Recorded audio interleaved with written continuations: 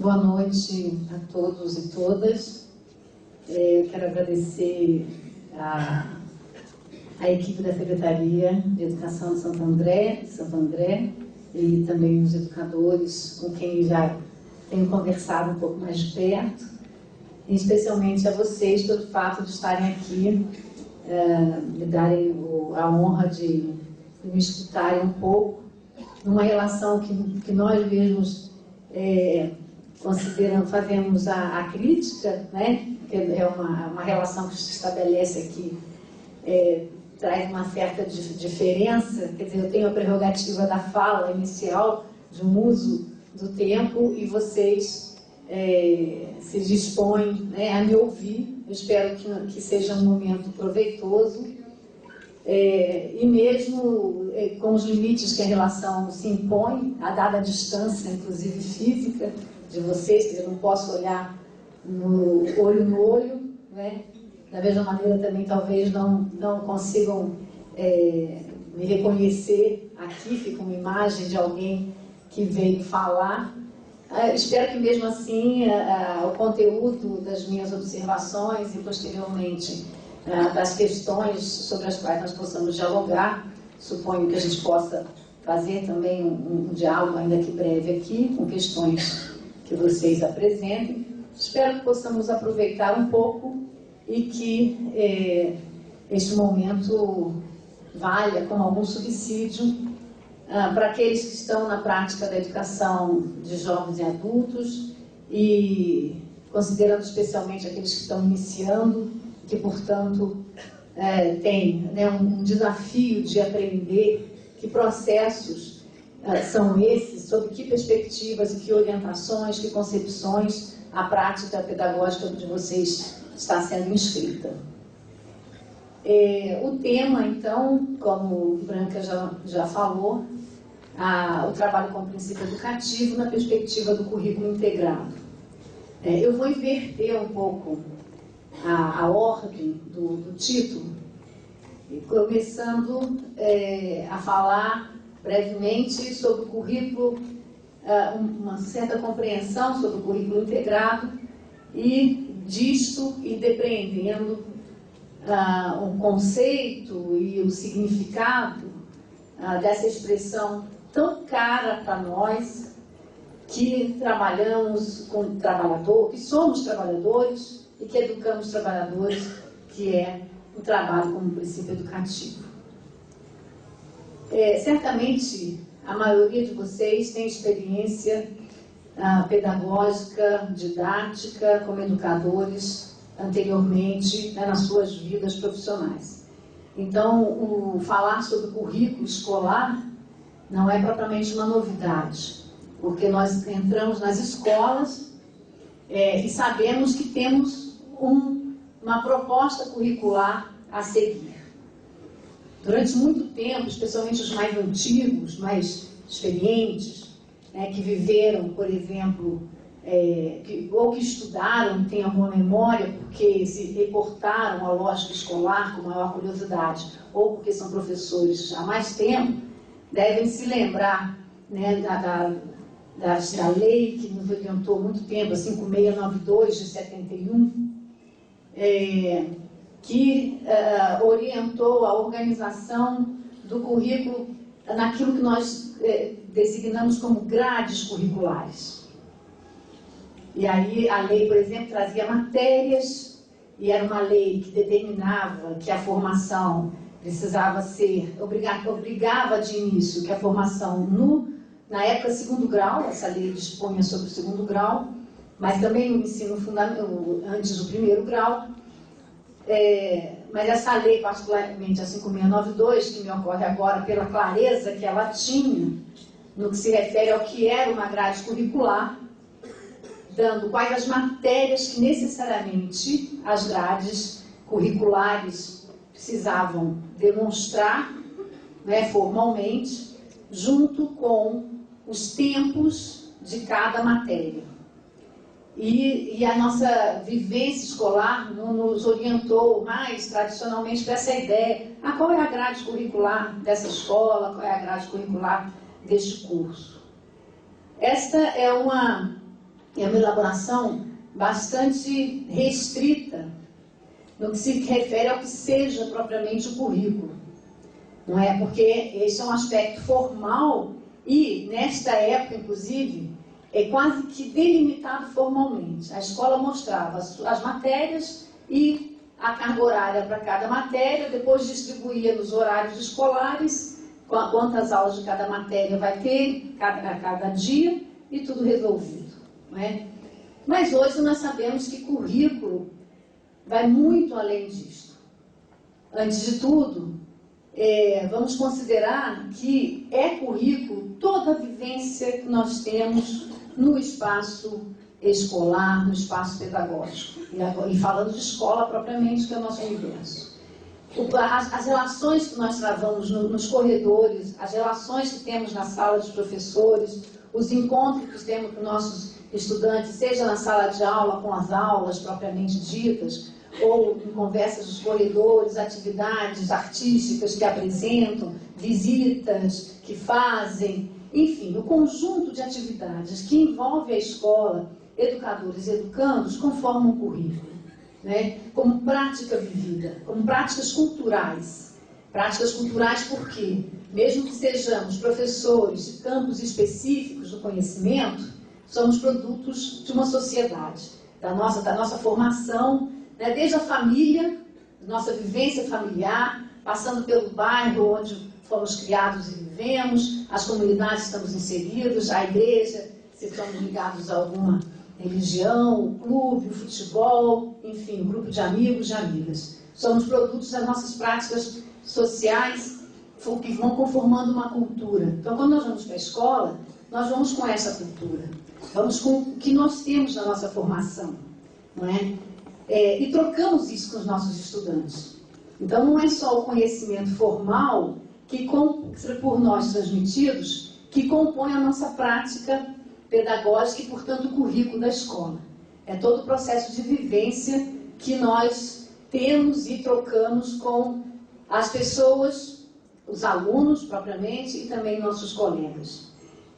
Não obstante, com essa concepção mais ampla de currículo, né, como conjunto das práticas culturais que travamos no interior da escola, nós temos sempre uma proposta curricular com algum nível de formalidade, né? Porque nós precisamos de um instrumento que nos vincule, por um lado, a uma concepção pedagógica mais ampla que diz respeito a que sujeito nós queremos formar para que sociedade, que escola é esta que está aqui tentando formar que sujeitos para que mundo? O mundo que existe, o mundo que nós queremos que exista, né?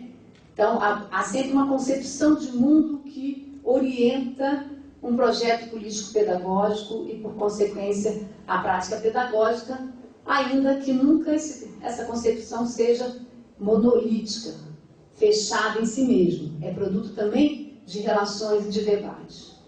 Mas nós precisamos sempre, por dentro da escola, ter uma referência que diz respeito às finalidades educativas às quais nós nos propomos, que é um produto dialogado entre os sujeitos da escola, e temos que materializar essa concepção filosófica, pedagógica, numa proposta curricular, de tal maneira que qualquer um que chegue, que entre nessa escola, consiga reconhecer as finalidades da escola ou do curso, a forma como essas finalidades dão origem a um processo pedagógico. E aí a nossa proposta curricular, ela reúne, a partir de finalidades e objetivos mais amplos de caráter filosófico, pedagógico, ela reúne, ela demonstra, né, que conhecimentos nós selecionamos para serem ensinados / aprendidos na escola. Então, a proposta curricular é uma seleção de conteúdos de ensino, né, de conhecimentos sistematizados, organizados, a serem ensinados e aprendidos. Nós indicamos como nós vamos organizar esses conhecimentos. E aí os componentes curriculares, as disciplinas, as áreas, os projetos, os temas e assim por diante. Nós organizamos em formas de tempos pedagógicos, tempos curriculares, qual o tempo, a carga horária que nós vamos despender para cada componente curricular e os espaços curriculares. Onde? Na sala de aula, na quadra, num laboratório, numa oficina, numa visita, num projeto. A proposta curricular que demonstra, de alguma maneira, qual a opção formal, mais do que formal, mas qual a opção pedagógica e a organização. Enfim, a proposta curricular, ela expressa uma concepção pedagógica e uma organização do processo pedagógico. Mas, na verdade, a proposta ela vai acontecer. Ela vai acontecer, então, nas práticas pedagógicas formais e nas práticas sociais e culturais que nós estabelecemos no interior da escola. Dessa maneira, nós poderíamos dizer, não existe nenhum processo por dentro da escola extracurricular. A gente até fala, né? Isso é uma atividade extracurricular. Pode ser do ponto de vista formal, daquilo que se propôs, não estava planejado, fez uma apresentação artística, resolveu fazer, mas está dentro do currículo porque está na formação. Agora, currículo integrado, né? A outra palavra.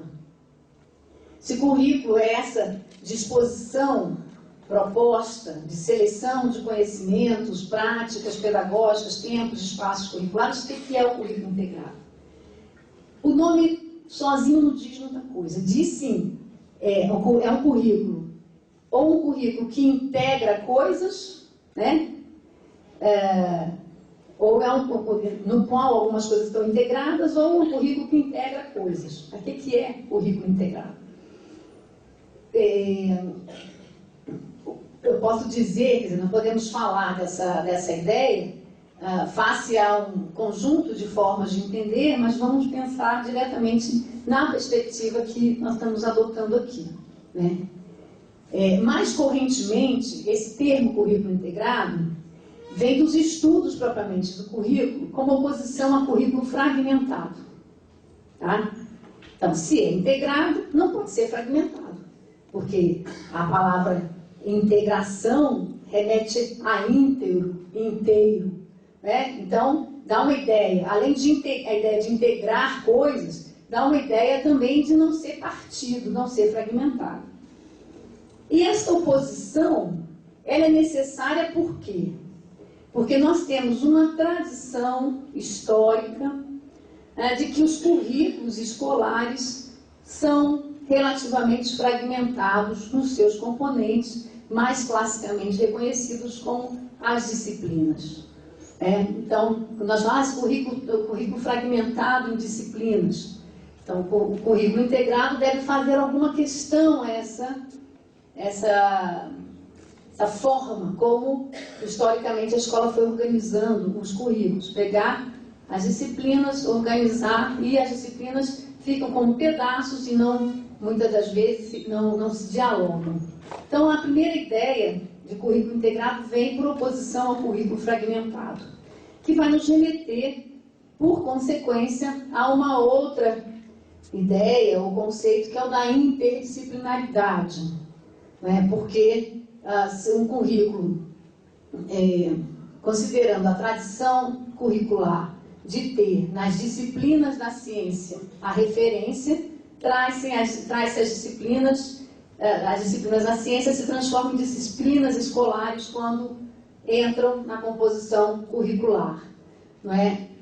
Se dá origem a um currículo fragmentado, para fazer um currículo integrado, é preciso, então, integrar, fazer dialogar, fazer encontrar os fragmentos para tornar uma nova totalidade, um novo conjunto. Né?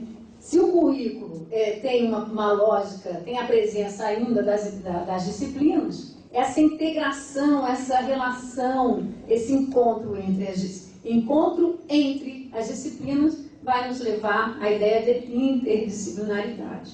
Né? Então, de uma forma mais geral, nós poderíamos até ficar aí. Bom, então, um currículo integrado é um currículo que não é fragmentado, portanto, que integra as disciplinas entre si, não é? E promove processos pedagógicos, didáticos, interdisciplinares, que colocam as disciplinas em contato, em diálogo, em movimento, umas com as outras. Mas nós vamos um pouquinho além dessa ideia, porque essa ideia, ela ainda se remete ao currículo em si. Isto é, entramos na escola, temos uma proposta curricular interna à escola, interna a ele mesmo, e vamos integrar suas partes. É ótimo, essa ideia é importante, válida, necessária, mas ainda se limita a uma transformação interessante, positiva em relação ao que nós temos historicamente, mas ainda por dentro do currículo. Uma concepção mais alargada do currículo integrado desafia o próprio currículo em relação ao que está fora da escola, em relação à vida, à sociedade, ao mundo. Então, na nossa concepção, ou a nossa concepção de currículo integrado, que é essa que nós estamos abordando aqui, nos projetos da Secretaria, da EJA, não é só um currículo que integra as partes antes isoladas. É um currículo que integra o mundo à escola. Então, é desafiado a sair da referência escolar, dos muros da escola e pensar a sociedade, não é? Mas integra por uma mediação fundamental que é a estrutura do nosso trabalho, que é o sujeito. Quem são os nossos educandos? Sujeitos reais, concretos, pessoas que estão na vida, não é? Que no nosso caso aqui, particularmente, pessoas jovens, adultas, que têm na escola uma dimensão da sua vida,